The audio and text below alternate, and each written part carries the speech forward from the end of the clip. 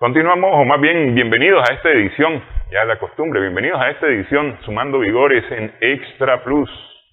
Hablamos en esta edición sobre los impuestos y específicamente sobre el impuesto sobre la renta, el IR.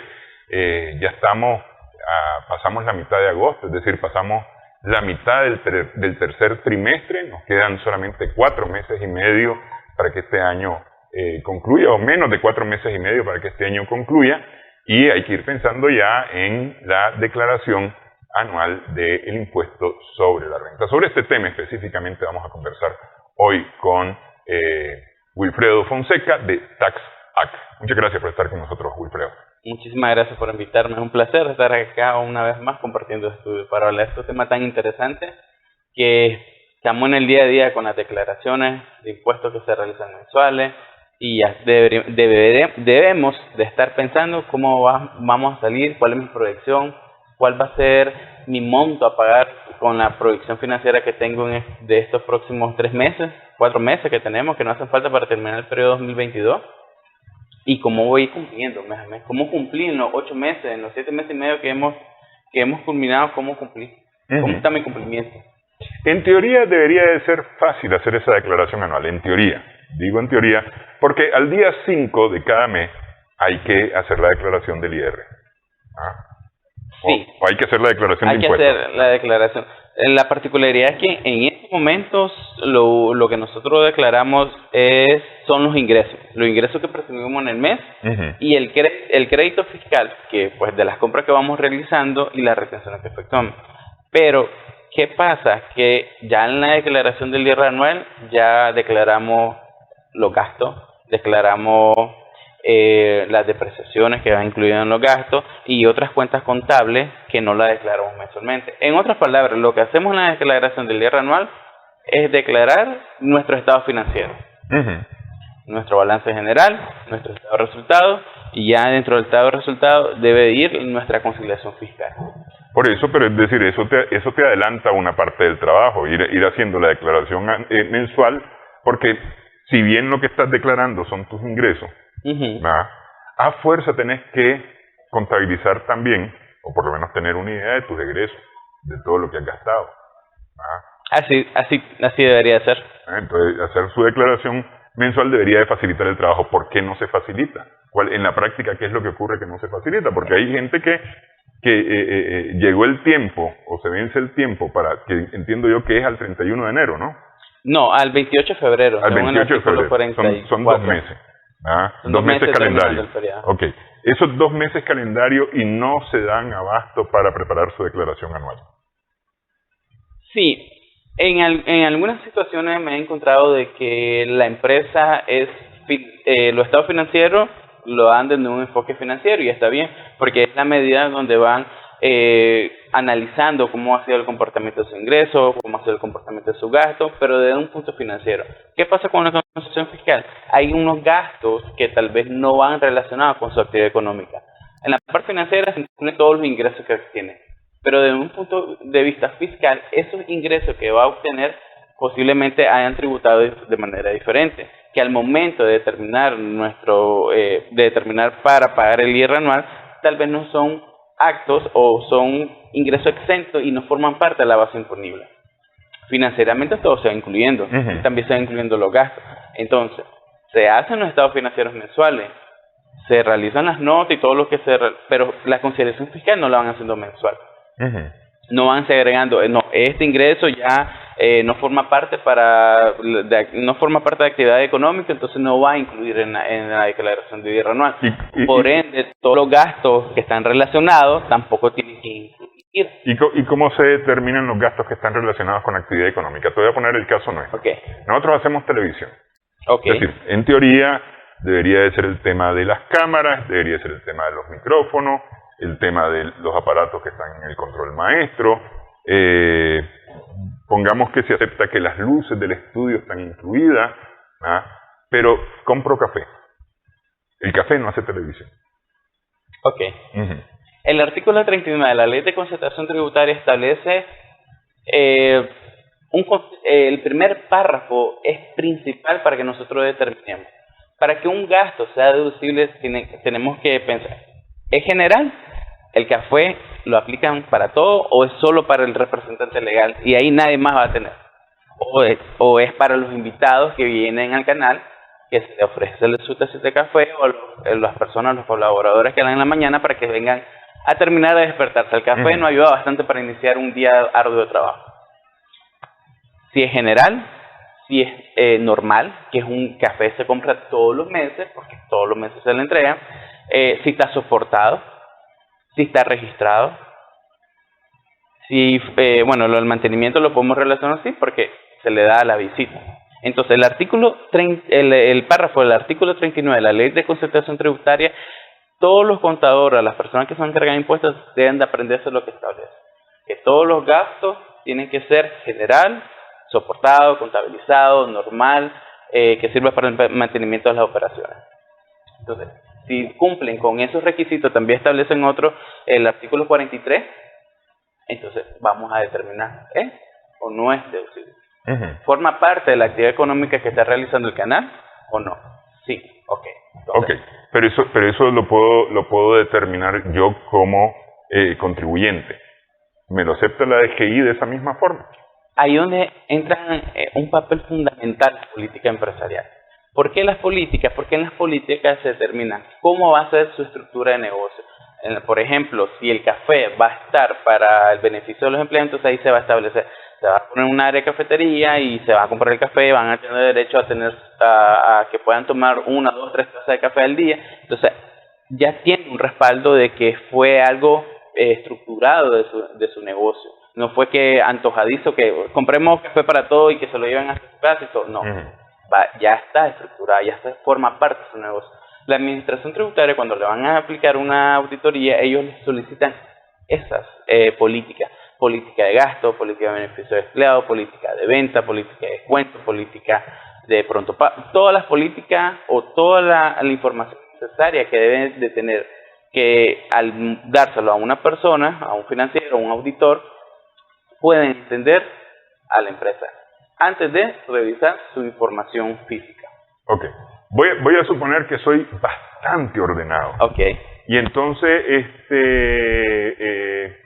me decís que, vos como invitado me decís que estás sin carro para venir.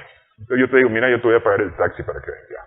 Entonces yo vengo, le pregunto al taxista su número de cédula, le preparo un recibo y le pago. 100 pesos le pago al taxista por la carrera. Ok. ¿Eso me lo reconoce o lo puedo incluir dentro de los gastos y se puede reconocer?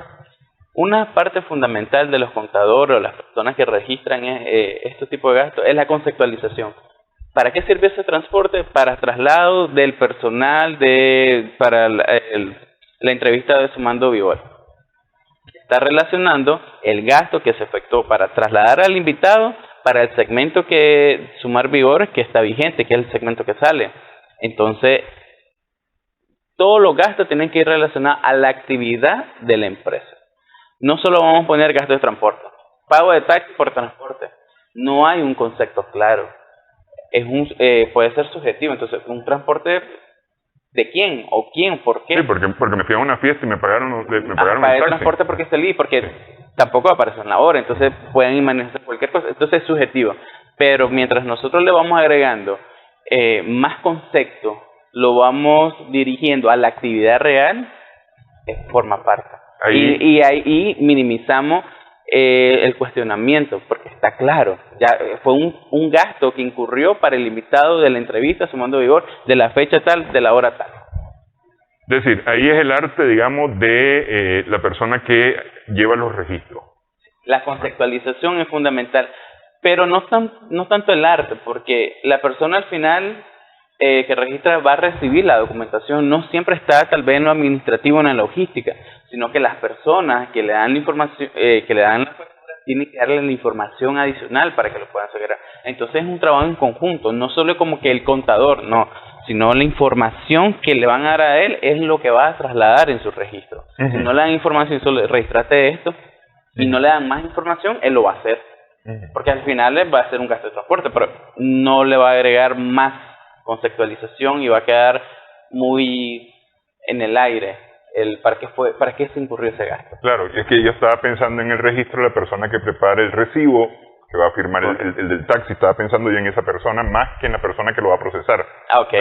Aunque es cierto, tenés toda la razón del mundo, porque al final de cuentas es ahí donde se hace realmente el registro, pues, donde se guarda esa información, se cataloga y se pone donde debe estar esa información. Así es. Okay. ¿Cuándo se debe declarar el IR?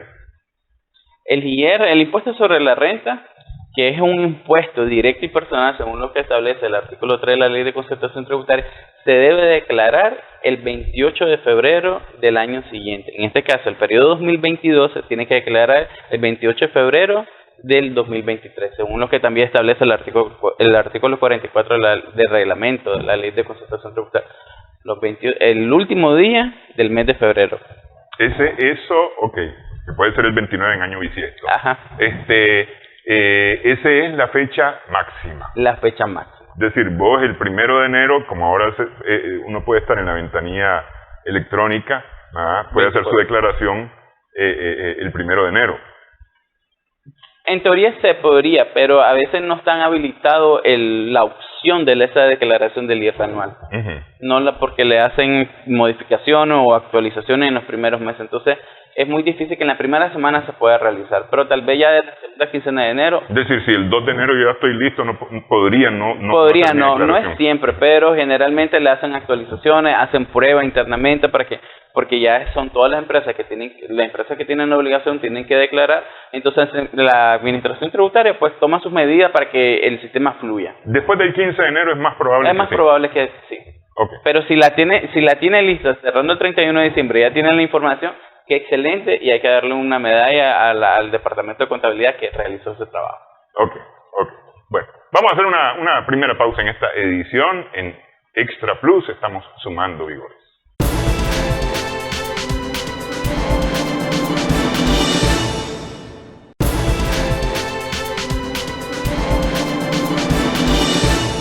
Continuamos sumando vigores en Extra Plus con Wilfredo Fonseca de TaxAct. Estamos conversando acerca de la declaración anual del impuesto sobre la renta, del IR. Específicamente sobre este impuesto estamos conversando. ¿Qué más está integrado en la declaración anual? Es decir, sí va el IR, pero ¿qué más está integrado en la declaración anual? En la declaración anual se integra tu balance general o estado de situación financiera y tu estado de resultado. Ahí es donde podemos encontrar los saldos de las cuentas de activo, pasivo, patrimonio, que tiene que coincidir, digamos, en tu cuenta de utilidades, lo que estás reportando en tu estado de resultado. También ahí debemos de analizar previamente, tener nuestro borrador, hacerlo en una hoja de cálculo de Excel o hacerlo en algún sistema que te lo permita, pero antes de subirlo a la ventanilla electrónica, hacer tu prueba, que coincida los saldos.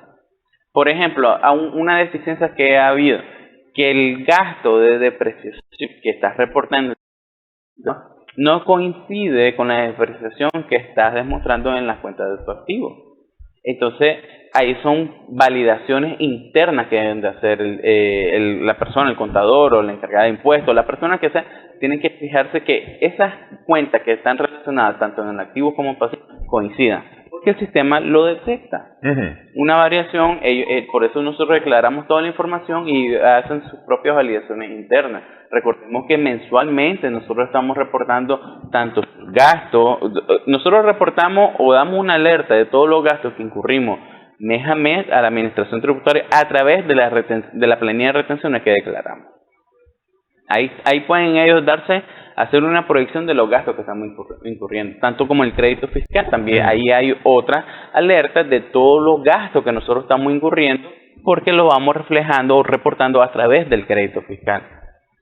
Mes a mes nosotros reportamos información que al final del periodo tiene que coincidir con tu declaración del IR anual. Eso es lo que nosotros podemos encontrar. Otro detalle que fue en 2021, que hubo un gran cambio, fue con las retenciones a la fuente, el renglón 100, que son las retenciones que nos efectúan nuestros clientes al momento de nosotros realizar ventas. Cuando nos pagan la venta que nosotros realizamos. Anteriormente, se ponía automático de lo que nosotros veníamos declarando mes a mes. El año anterior, que fue para la declaración del periodo 2021, que se efectuó para el 2022, ya no se ponía automático. Uh-huh. Entonces, ¿qué pasaba? No coincidía la sumatoria de todo lo que uno mismo declaró. Al momento de declarar ese arreglo ponían otra cantidad y no coincidía. Pero si lo veníamos declarando, ¿qué fue lo que pasó en mucho? Fue la debilidad de no hacer una prueba previamente. Uh-huh. Lo digitaron, lo pusieron, lo hicieron más. La BED lo bloqueó y ya inició un proceso de fiscalización. Algunas veces le llaman auditoría de escritores porque le solicitan información para verificar lo que ellos están declarando. Uh-huh. ¿Qué genera eso? Estrés en el departamento contable, estrés para los administradores, para los gerentes. ¿Por qué estrés? Porque si se hizo en el último momento, en la fecha tope, en la semana de la fecha tope, ya la administración tributaria muy posiblemente tiene muchos casos y le da prioridad según los casos que vayan llegando. Y si la realizaste el 25 de febrero, en 3 días muy difícil te van a resolver. ¿Y qué va a pasar? Que vas a declarar fuera del tiempo y te van a multar. Claro, se puede hacer un proceso de multa, pero te va a dar más tiempo. Pero si te gusta la solvencia. Sí, y el asunto es que si el 25 de febrero es jueves, ya está difícil que logres una atención. Por eso las fechas, como por ejemplo en las declaraciones mensuales dicen los primeros 5 días del mes, el mes 5 no debería existir para el departamento contable, deberían declarar en los primeros 3 días, 2 días para hacer si sale un error, pues mantener la información para que sea óptima la declaración. Uh-huh. Para que maximicemos el tiempo, minimicemos el riesgo de que, sí, hubo un error con esto, ok, está bien. Porque hay errores en las últimas actualizaciones, en la ventanilla electrónica, han habido donde tal vez subiste una planilla, te equivocaste al subirla. Un error que puede pasar. Y no precisamente fue por algo más allá de subir una planilla equivocada. Sí, no por dolo. Ajá, uh-huh. No es por dolo. Entonces, se sube y, error, el sistema te bloquea porque cambiaste los datos. Te dice, no, anda a la administración tributaria y que te validen. Entonces, pero ya no, ese es el mensaje que sale, pero se envía vía correo. ¿Qué pasa? Entonces se envía la información, ya ellos tienen que validar, pero eso es un término de tiempo. Eso no quiere decir que te van a dar respuesta inmediatamente. Es muy difícil que te la den, o dependiendo cómo esté el caso. A veces uh-huh. Sí te da, pero al día siguiente o los 2 días. Pero ya cuando lo hacemos en los últimos días es complicadísimo. Ya hacemos una declaración fuera del tiempo previsto. Uh-huh. No hay que dejarnos agarrar la tarde para la declaración, sí. Tanto mensual como la del IR anual. Y por eso este programa, decíamos, estamos en la mitad ya del tercer trimestre, o ya pasamos la mitad del tercer trimestre, nos queda un trimestre y un mes y algo, ya ni siquiera mes y medio, para empezar a prepararnos de cara a la declaración anual. ¿Quiénes son? No sé si te lo había preguntado, pero me quedé con la duda. De todos modos, ahorita, ¿quiénes son los que están obligados a hacer esta declaración anual del IR? Todos los contribuyentes que están inscritos en la administración tributaria. La administración tributaria le emitió una constancia de inscripción definitiva donde se puede apreciar las diferentes obligaciones que les trasladó. Dentro de esas obligaciones, si establece el IR anual, tienen que declararlo el 28 de febrero del año. Uh-huh. Porque puede ser que tal vez son cuotas fijas. Las uh-huh. cuotas fijas están inscritas, tienen su RUC, pero no tienen esa obligación porque están en otro régimen. Entonces no van a declarar. O tal vez la OSFL, la Asociación de Fines de Lucro, ellos no tienen la obligación del IR. No. Sí, porque en teoría no tienen renta. Sí. En teoría. Hay otros giros comerciales que solo tienen la obligación del IR, no le agregan otra obligación de retener o no le agregan una obligación de declarar mensual. Solo el IR, entonces ellos hacen una declaración anual. Uh-huh. En otras palabras, tienen que revisar la inscripción definitiva si está la obligación del IR anual. Uh-huh. ¿Y esto puede ser personas naturales o personas jurídicas? Personas naturales o personas jurídicas que estén dentro del régimen general. Aquí existen 2 regímenes, régimen cuota fija, régimen general. Régimen general puede estar una persona natural y una persona jurídica. Uh-huh. Ok. ¿Afecta en el IR el impuesto municipal, por ejemplo? Sí, el impuesto municipal de hecho es un gasto deducible. nosotros pagamos mensualmente el IMI o impuesto mensual sobre ingreso, que es el 1% a la alcaldía, y ese monto que nosotros pagamos lo vamos a registrar en una cuenta de gasto. Ese gasto es un gasto deducible que nos permite disminuir la base imponible para el cálculo del IR anual. Y eso también hay que hacer otras validaciones. A veces no se registra este gasto. ¿Y qué es lo que está afectando al contribuyente al no registrar este gasto? Es que estás pagando más impuestos. Porque es un impuesto mensual que pagas. Y adicional pagas un mayor impuesto porque no te lo acreditas en tu declaración. ¿Y cómo lo podemos validar? Bueno, revisar todas tus declaraciones mensuales que le haces a la alcaldía y validar, porque en algunas situaciones solamente la alcaldía Managua, en otras son la alcaldía municipio. Sí. Entonces hay que validar todas mis declaraciones si lo que yo tengo registrado es lo mismo que he pagado. Sí. Y si hay una diferencia, ¿por qué está la diferencia? Porque también hay que mitigar el riesgo de que tal vez no le estamos integrando todo a las alcaldías. Y eso es un riesgo, es una contingencia fiscal, porque en una revisión nos van a venir a cobrar el impuesto que dejamos de pagar más un 100% de multa. Tenemos que validar. Otra validación que deberían de hacer es validar lo que yo declaré en la administración tributaria y lo que estoy declarando en la alcaldía, porque al final lo que estoy declarando son los ingresos. Sí. Y en teoría deberían ser igual. Y si no son igual hay que ver por qué. Sí. Y tal vez aquí hay que poner ojo y barba en remojo, porque ahora los sistemas están integrados de alguna manera, ¿no? Es decir, la tecnología ha permitido que la información esté disponible para las instituciones que la requieren, ¿no? Entonces, es decir, la alcaldía puede revisar en la DGI si efectivamente son esos ingresos los que estamos declarando, o viceversa, la DGI puede revisar en la alcaldía si son esos los ingresos que estamos declarando. Tienen comunicación ambas instituciones, igual manera con la Seguridad Social. Igual manera con la Seguridad Social. Tienen comunicación. Sí. Hasta también otra manera de prevenir o autovalidar. Recordemos que nosotros nos autoliquidamos y declaramos. Todos los contribuyentes se autoliquidan y declaran sus operaciones, sus ingresos, el crédito fiscal, las retenciones. La administración tributaria no te llega a decir esto es lo que va a declarar. Es uno mismo que lo hace. Entonces uno mismo se tiene que autoevaluar cómo está liquidando sus impuestos mensuales. Si está cumpliendo conforme a lo que dice la ley o no lo que dice la ley. Por eso es una manera, la mejor práctica que nosotros debemos tomar para mitigar el riesgo fiscal es la prevención, es la autorrevisión. Revisar y de conciencia además. Sí, de conciencia. O al menos, sí, de conciencia, de que estemos claro de lo que estamos reportando. Sí, porque, a ver, vendí 100 pesos, pero me dieron además estos otros 2 pesos extras por X cosas. Y entraron a la caja. Y de repente no declaré sobre esos 2 pesos, por decir alguna cosa. Entonces, puedo terminar más bien afectado por eso. Puede terminar. Uno tiene que valorar los riesgos. Desde el punto de vista empresarial, hay decisiones que uno toma en pro del beneficio de la empresa. Y tiene que entender cuáles son los riesgos de las decisiones que pueda tomar. Una decisión gerencial tiene que asumir los riesgos de todos los puntos de vista, financiero, crediticio, fiscal, que es el tema de nosotros, entre otros riesgos que pueden haber. Pero para eso tienes que tener el conocimiento y tienes que tener claro tu operatividad. ¿Qué es lo que tenés? ¿Qué es lo que estás haciendo? ¿Cómo lo estás haciendo? Para tomar decisiones correctas. Si no estás claro, entonces las decisiones que puedas tomar les puede ocasionar un gran daño a las empresas. Sí.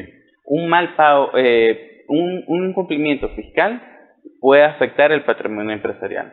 Puede afectarle su flujo efectivo, puede afectar su planificación financiera, porque vas a pagar un impuesto mayor por todas las multas, por todo el mantenimiento de valor, la contravención tributaria, porque no te preparaste previamente o no lo tomaste en cuenta en tu contingencia fiscal, en tu revisión, no te diste cuenta, entonces te viene sorpresa. Lo mejor es prevenir. Ok. De ahí la importancia de contar con el personal capacitado, especializado para hacer las declaraciones, y ahí entran ustedes a jugar un papel importante. Sí, nosotros ayudamos al contribuyente a que se autorrevisen, validar su información. detectar, hacer su diagnóstico en su cumplimiento tributario. Es donde él va a poder tener una mejor entendimiento de su operación. Hay 3 personas que le pueden auditar a una empresa. Si querés, para que entremos a la auditoría, déjame que haga una pausa rapidito aquí en esta edición. Estamos sumando vigores en esto.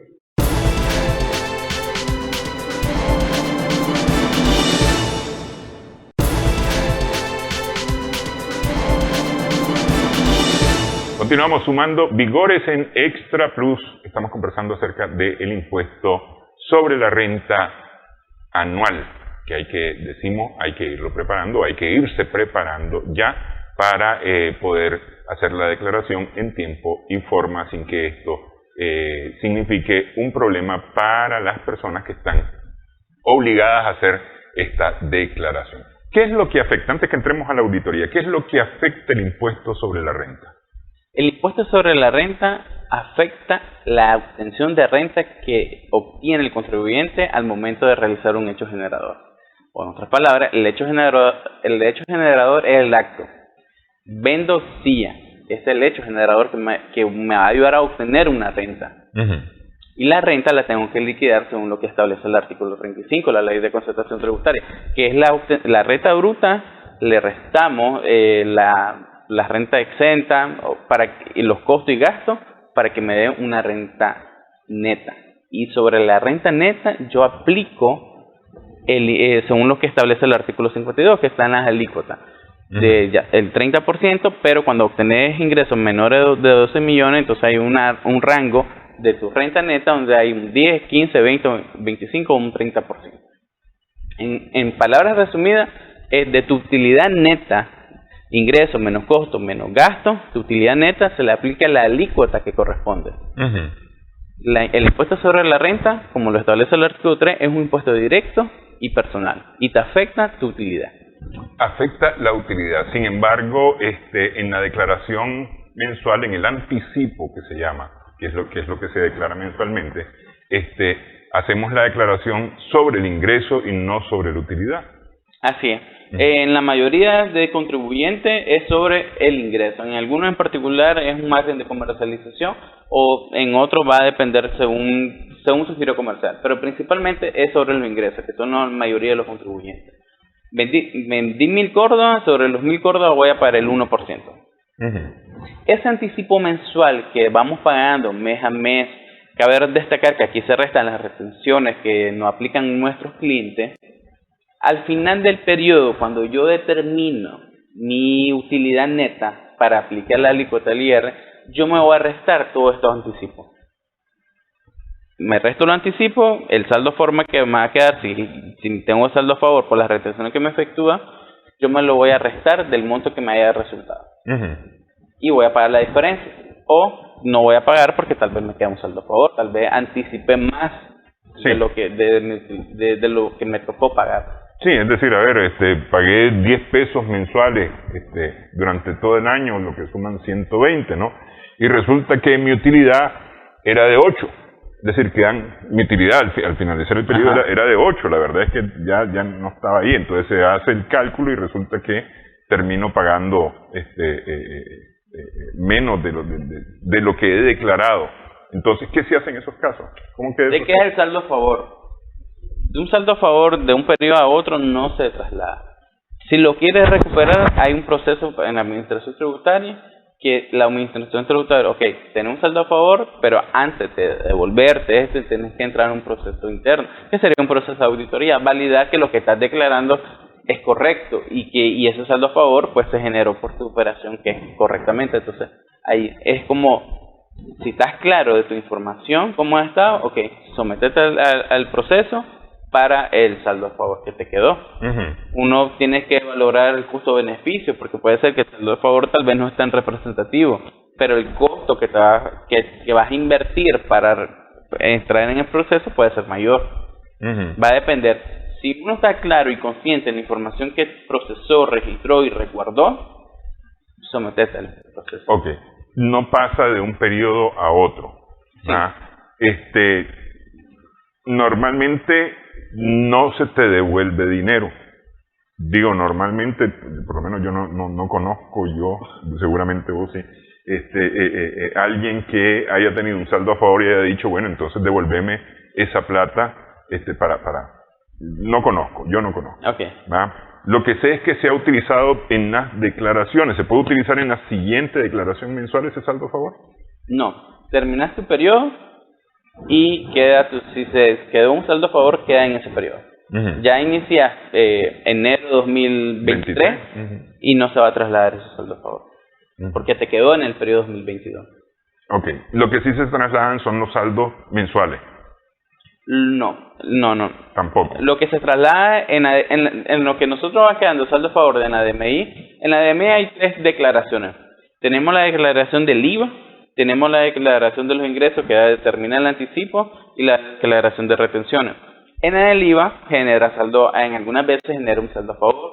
Todo lo que yo compré, todo lo que yo trasladé, lo resto y me va a quedar un saldo a favor si así fuese.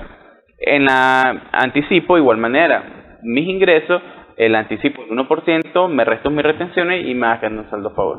¿Cuál es la diferencia? Que en la parte del anticipo lo voy a terminar de liquidar con mi IR anual. Yo lo liquido en mi IR anual, mi DMI mensual lo determino, por eso tengo que llevar mi control y lo liquido, porque recordemos que me lo tengo que restar mi anticipo de lo que yo determiné a pagar. Si me queda un saldo a favor, ya me queda en esa declaración. En cambio el IVA sí, porque es algo que va mes a mes. Ya lo pagué, ya lo anticipé, tengo este saldo a favor, entonces me lo voy a acreditar con la siguiente venta. El IVA es el único que hay que trasladar. Si yo tengo un saldo a favor al 31 de diciembre del periodo 2022, se traslada ese saldo a favor para mi declaración en enero 2023. Ok, pero no es por periodo, sino decir, no es por periodo fiscal, sino por segmento. Pues. Se va trasladando ese saldo a favor mes a mes, se va trasladando. Ok, bueno, eso me lleva al tema de las auditorías. ¿Quiénes son los que hacen las auditorías? Para mitigar el riesgo, como mencionaba anteriormente, una medida es la prevención, hacer tu diagnóstico. ¿Quiénes pueden aplicar este tipo de auditoría? En algunas empresas puede haber un departamento interno de impuestos que va a revisar mensualmente las declaraciones, cómo se efectuó, qué es lo que hace falta, revisan los soportes. Pueden revisar los ingresos, revisan los gastos, revisan cómo declaraste y los saldos a favor y con tu contabilidad. Mes a mes puede estar ese departamento. Y se va autoevaluando la empresa, hay un riesgo, pues sana en el momento y listo. Ese es el primero, un departamento interno de la empresa. Lo segundo pueden ser asesores externos que llegan desde otro punto de vista, van a validar la información un poco más crítico, porque a veces dentro de la misma empresa, pues así se hizo así porque sí, y no hay un criterio más independiente. Tiene que haber un criterio bien independiente. Entonces, a veces es más recomendable que personas de afuera, terceros, asesores independientes, puedan realizar esta revisión. Alguien que no esté encariñado con la empresa. Alguien que no esté encariñado. Que digan las cosas a como deben de ser. Ese sería el segundo. ¿Cuál es la particularidad de estas dos personas? Que las recomendaciones, los errores, es para mejorar. Te van a dar información suficiente para que puedas subsanar los errores que tal vez incumpliste. O asegurarte que sí, la manera que lo estás haciendo es la manera correcta. ¿Quién más? La administración de renta también te puede auditar. Pero ¿cuál va a ser la diferencia? Que ellos no te van a decir cuáles son los errores y cómo lo vas a subsanar. Si ellos van a determinar qué es lo que has de pagar para crearte esa deuda tributaria y puedas pagarla posteriormente. Entonces, ¿quién es mejor que te lo apliquen? Los dos primeros. Lo interno o externo, que te van a ayudar a subsanar, a mitigar riesgos. La administración tributaria, si te realizan esta auditoría, lo que va a hacer es pagarme lo que me dejaste de pagar por un incumplimiento. Y tal vez era un soporte que se podían realizar previamente, que te pueden identificar, o se podría hacer cualquier otro proceso que te ayudara a mejorar tu cumplimiento, a mejorar tu soporte. Entonces, son tres entes que te pueden. Son tres, dos que te sirven para prevenir y uno que lamentablemente te va a cobrar el error. Así, y podría pagarse hasta caro el error. ¿Cuándo es recomendable hacer las auditorías? cada cuánto tiempo, es decir, vamos a suponer el interno, ese está encima, está sobre, como se dice popularmente, ¿no? Y ese está revisando todo el tiempo, el auditor interno. ¿Cuándo, por ejemplo, un auditor externo? Lo más recomendable sería semestralmente, porque los errores que pueden haber en el primer semestre se pueden solucionar en el segundo, porque estamos dentro del mismo periodo. Porque ya en el segundo semestre, si se arrastran los mismos errores y se deciden realizar en enero, muy pocas sugerencias de las que todas las recomendaciones que se pueden dar tal vez no se puedan adoptar para ese mismo periodo, porque ya pasó el tiempo donde se va a poder subsanar errores. Entonces lo más recomendable es hacerlo en inicio del segundo semestre, para identificar cómo veniste, tratar de reparar si tenés algún error, pagar los impuestos que tal vez no pagaste en su momento por X razón, realizar los ajustes que se necesiten para que vayas cumpliendo como lo establece la ley. Es lo más recomendable. Ok, vamos a hacer pausa nuevamente en esta edición. Estamos sumando vigores en Extra.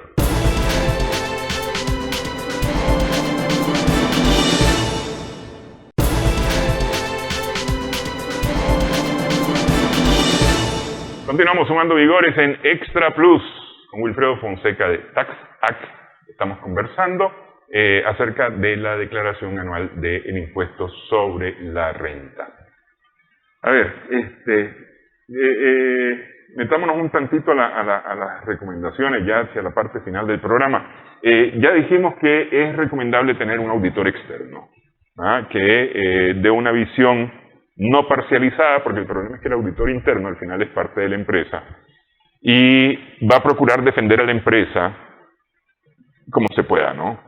Si está comprometido con la empresa, la va a buscar cómo defender, y lo voy a poner entre comillas, como se pueda. Es decir, le va a decir al gerente, al director, al dueño, mira, aquí podemos evitarnos este impuesto si hacemos esto, por decir alguna cosa. Si lo ponemos ingreso como tal cosa, vamos a pagar un impuesto distinto y eso te va a bajar en el pago de impuestos, por decir alguna cosa. Un auditor externo no hace necesariamente eso. No hace. Es verificar tu cumplimiento fiscal, tu cumplimiento como has venido declarando, cómo vas a declarar y hacer tus proyecciones para tu guía anual. Ir haciendo tu conciliación fiscal. No quiero ser ofensivo con los auditores internos, pero más o menos eso puede ocurrir con los auditores internos, que estén recomendando. Ya su criterio puede ser ya no puede ser tan independiente, porque tal vez ya habla con el contador o se involucra en la operación de la empresa. Cuando ya te involucras en la operación de la empresa, ya no puedes tener un juicio tan independiente. Es como el que hace no puede revisar. Y el que revisa no puede hacerlo. El juez no puede ser parte. Así. Entonces, cuando se contrata una auditoría externa, es como que estés contratando a la DGI, pero sin la multa. Sí. Y te va a dar un valor agregado que te va a dar recomendaciones. Sí, pues, porque al final la DGI también te va a dar la recomendación, pero te va a costar. Porque es decir, te va a decir, esto no está bien declarado, aquí hubo un problema con esta. Sí, te va a determinar, lo que ellos te expliquen, el por qué ellos están realizando. Sí, pues, pero eso al final de cuentas es una clase, es una enseñanza. Muy cara. Sí. Es una recomendación que está cobrada. Sí. Y que se puede pagarse hasta caro. Ok, ¿qué más se recomienda para ya ir pensando? Es decir, además del hecho de que hay que ir pensando ya en la declaración anual del IR, ¿qué más podemos sumar a estas recomendaciones? Unas recomendaciones bien puntuales sería considerar todas tus cuentas contables de impuestos, que todas coincidan con las declaraciones mensuales, tanto en la administración tributaria como en la seguridad social como en la alcaldía. Que esas cuentas estén. La segunda recomendación sería analizar el comportamiento de los gastos, para evitar que tal vez un gasto no lo haya registrado y que esto te esté perjudicando al final. Entonces, analizar el comportamiento de los gastos. Otra recomendación sería analizar tu cuenta de pasivo, analizar tu cuenta de activo. Cuenta de pasivo, por ejemplo, los anticipos de cliente que a veces se perciben y que posiblemente esto cuando representa un saldo, esto puede ser un ingreso que tal vez no se haya facturado por error interno.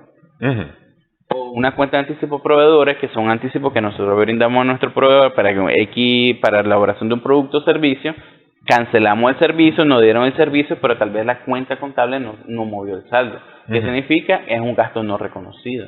Sí. Entonces son cuentas fundamentales que debemos revisar. Tu auxiliar de activo fijo que coincida con la depreciación que va registrando mes a mes. Eso sería también otra recomendación puntual que le va a servir al departamento contable y ir asegurándose que todo lo que está registrado está correcto y tiene su respaldo, tanto en tu memoria de cálculo como los soportes que tenés. Ok, hay dos preguntas. La renta de manera mensual afecta tus ingresos, ¿ah? Y de manera anual, es decir, se calcula en base a tus ingresos, y de manera anual es sobre la utilidad que tenés, ¿ah? Pero resulta que vos tenés ingresos proyectados. El IR se paga no sobre los proyectos, se paga sobre lo efectivo. Es decir, a ver, yo a TaxAct le cobro por publicidad una factura mensual de 100 Córdoba. ¿Ah? Entonces yo voy a hacer mi declaración cuando TaxAct me haya pagado, no por el servicio que yo le haya prestado. Es decir, TaxAct no me pagó ahorita en agosto, me pagó en septiembre o me pagó en octubre la publicidad del mes de agosto, por decir alguna cosa. Entonces yo no pago en agosto lo que yo proyecté de TaxAct, pago hasta en septiembre o octubre cuando TaxAct me haya pagado la publicidad. El hecho generador se da cuando usted da un servicio y transfiere la obligatoriedad. Usted ya me dio el servicio de publicidad en el mes de agosto, del 1 al 31 de agosto, y el 30 de agosto me manda la factura. Independientemente que yo se la pague el 31 o no, o se la pague hasta el final de septiembre, usted debe declarar ese ingreso, porque ya se generó. Se generó en el hecho de que ya trasladó su servicio hacia mí y ya me trasladó una obligación que yo tengo para con usted, que es independientemente que yo le haya dado el dinero o no. Ese sería en la mayoría de los casos. En el caso que usted me mencionaba de que hasta me den el dinero, son para aquellas contabilidades que se haga flujo de efectivo, como le llaman. Lo que entra en dinero es lo que es mi ingreso, pero en una contabilidad formal o desde otro criterio, es desde el hecho que usted ya trasladó los servicios y la obligación hacia mí. Ahí generó su ingreso. Y eso se convierte en una cuenta por cobrar. Ok, las cuentas por cobrar pagan IR. No, solo el ingreso. El momento de que usted me emite las facturas porque ya me hizo el servicio, ese es su ingreso del mes. Ok, aunque no sea efectivo. Aunque no sea efectivo. Pero usted ya hizo su eso servicio. Quiere decir que TaxAct sale corriendo y no me paga. Es decir, yo de todos modos tengo que declarar. Lo tienes que declarar. ¿Qué va a pasar? Recordemos que declaramos el ingreso, que es el 1%. Pero ¿qué va a pasar? También el artículo 39 establece algunos puntos relacionados a las cuentas incobrables. Porque si yo salgo corriendo y ya no le voy a pagar, entonces se tiene que iniciar un proceso de recuperación de cartera, que se manda una carta, todo se va creando un expediente. Hay pruebas de que simplemente la empresa no la va a pagar, entonces eso ya se puede revertir para el IR en términos de gasto. El 1% que te lo anticipo no se va a recuperar, pero en la reversión de la venta muy posiblemente sí, que sería a través del gasto, que son las cuentas incobrables. Pero eso sí, siguiendo el procedimiento y cumpliendo con lo que establece el artículo 39. Ok, ese es una. La otra, el tema de activos, pasivos, a ver, y las depreciaciones, especialmente el tema de depreciaciones, porque ese es un asunto bien importante. Yo tengo esta cámara en teoría o contablemente se va a depreciar en 5 años, pero resulta que yo ya tengo 10 años de tener esa cámara. ¿Cómo hago? ¿Ya su depreciación es cero? Su depreciación es cero, porque usted ya se dedujo el monto de depreciación de lo que le costó la cámara. Se la dedujo en los primeros 5 años. Y parte de eso influye la conciliación fiscal, porque usted como director, usted sabe que esa cámara le va a durar 20 años, posiblemente le dure. Sí. Pero fiscalmente tal vez se lo permite que se la acredite en los primeros 5 años. Sí. Entonces, ahí donde entra, como yo ya sé que esa cámara me va a dilatar 20 años, yo la voy a depreciar en 20 años. ¿Qué quiero decir? Que el monto de la depreciación y el monto del activo yo lo quiero ver reflejado en mi estado financiero. Pero fiscalmente me dice que yo me lo tengo que acreditar en 5 años. Entonces yo tengo que cumplir fiscalmente. Sí. Que es diferente a la presentación financiera. Ahí donde entra, ok. Fiscalmente me tengo que despreciar en este año 1.000. Financieramente me tengo que despreciar, me tengo que acreditar la depreciación de 100. Tengo 900 de diferencia. Pero al final yo tengo que cumplir con los 1.000 que me permite la ley de acreditarme en ese periodo. Yo me lo acredito. Voy a tener una pequeña diferencia, pero ahí es donde generaron... pero al final de cuentas, ¿cómo es que se llama? El activo yo lo voy a tener de todos modos. Y cuando haga mis cuentas, va a estar como activo. Va a estar como activo, porque usted internamente se decidió que en 20 años. Pero fiscalmente me lo permiten 5. Entonces ahí es donde yo tengo que manejar, aunque yo decía la presentación de mi estado financiero, tengo que cumplir con la normativa tributaria vigente. Sí. Y ahí es donde entra la tarea de la conciliación fiscal. Porque la depreciación que yo voy a estar registrando es de 100, pero la depreciación que yo me debo de acreditar en ese año es de 1.000. Y me voy a acreditar los 1.000. Sí. Entonces ahí entra un poco el análisis también de que nosotros le ayudamos a los asesores externos, le ayudan a las empresas para que al momento de liquidar su guerra no sea conforme a las normativas. Ok. Otras recomendaciones.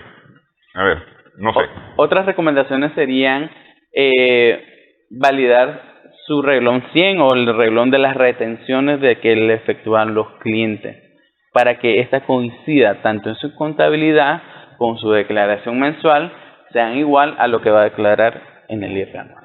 Eso fue un detalle grande para el 2021. Muchas personas lo detuvieron porque estaban poniendo cantidades que no correspondían o por información exógena no se habían declarado, no tenían la retención o simplemente que la administración tributaria le dijo, ok, te estás acreditando 100 córdobas, mándame las retenciones. No las tengo. ¿Por qué? Porque término logística no la fue a traer del cliente o el cliente después la perdió, no se la repuso. Cualquier razón, pero el hecho fue que no la tuvo. Entonces, ¿por qué te estás acreditando algo que no lo tenés? Porque tengo derecho, porque no me lo pagaron, porque sí existe la retención, envíamela entonces. No la tenés, entonces no te la vas a acreditar. Entonces, tienen que ir cuidando esta constancia de retención porque es dinero de la empresa. Dinero que se lo va a poder acreditar en su declaración de dinero anual. Muy fundamental eso, muy importante para no tener problemas. Y también para que, como se lo mandan a solicitar, aquí está. Y no hayan atraso. Ok, en un momento, hace un rato hablamos acerca de los beneficios que presta la tecnología y la información que está ya digitalizada. Y te pongo un caso nuestro. A nosotros teníamos que generar una solvencia. Y resulta que no nos genera la solvencia porque un cliente había declarado la retención, vamos a suponer la retención de julio, porque había generado un pago en julio, pero nosotros no lo habíamos cobrado. Nosotros no lo habíamos cobrado, entonces no declaramos julio. Entonces, pero la DGI dice, pero aquí dice que tenías este pago. Sí, pero no lo he cobrado. Sí, pero tenés el pago, ¿no? Sí, pero no lo he cobrado. Es decir, eso no está ingresado, no está... es decir, la empresa previó ese pago, generó el cheque, generó la retención, pero nosotros no habíamos emitido la factura. Ok. ¿Ya? Entonces, y nos detuvo la solvencia, la generación de solvencia. ¿Ocurren esas cosas con frecuencia? Mucha frecuencia. Porque también ese particular, y eso es lo que le llamamos información exógena. En ese particular hay unos casos similares que, por ejemplo, usted emite la factura 120. Esa es la factura que le entregó a su cliente. Pero el cliente, al momento de hacer su constancia de retención, puso el número del cheque. Entonces, al momento de hacer su planilla de retenciones, pone el número del cheque. Se declara y la administración tributaria pues lo va a llamar a usted. ¿Qué es ese consecutivo de factura? Aquí, vos no me tenés registrado en el pie de imprenta ni en el SACIT el número de factura. Justificame, entonces ya inicia el proceso y puede ser un proceso tedioso porque tal vez usted está bien, pero por el error involuntario del departamento contable de su cliente le reportó una información errada. Ahora usted la tiene que justificar. Y actualmente, el año pasado, pues en el 2021, que hubo mucha experiencia, le dijeron, ok, como usted tiene la relación con su cliente, vaya donde su cliente que haga la sustitutiva de esa declaración para que repare ese error. Entonces hasta genera un conflicto de relaciones, porque usted es como, no va a ir a mandar en casa ajena, mira, declárame bien, y ahí se generó unas fricciones también de cliente, contribuyente-cliente, pero fue porque declararon mal. Entonces, y eso es lo que genera la información exógena por la actualización de los sistemas, que hacen los cruces de información. Usted declara la factura 10 a algún cliente se le tiene que reportar como la retención que le efectuó al momento del pago. Sí, la factura 10 del RUC tal. De RUC tal. Porque, Sí, esa es la forma de identificarla, ¿no? Sí. La factura 10 del RUC X. La administración tributaria y también la alcaldía, la seguridad social han actualizado su sistema para prevenir cualquier tipo de error, ayudarnos a que nosotros cumplamos bien y que nosotros cumplamos con todo lo que establece en tiempo y forma. Entonces tenemos que ponernos también a la altura de ellos, tenemos que autovalidarnos y hacer uso de estos sistemas. Usemos sistemas contables, usemos Excel formulados para que nos ayuden a validar la información que estamos procesando, hagamos nuestras pruebas previas a cualquier declaración que vayamos a realizar. Bueno, ok. No sé si queda alguna otra recomendación. Por mí. Bueno, estamos. Muchas gracias. Muchas gracias por invitarnos. Sí. Muchísimas gracias. Gracias también por la atención. Esperamos que esta información sea de utilidad para usted y vaya preparándose para esta obligación fiscal. Gracias por su atención. Seguimos sumando vigores en Extra Plus.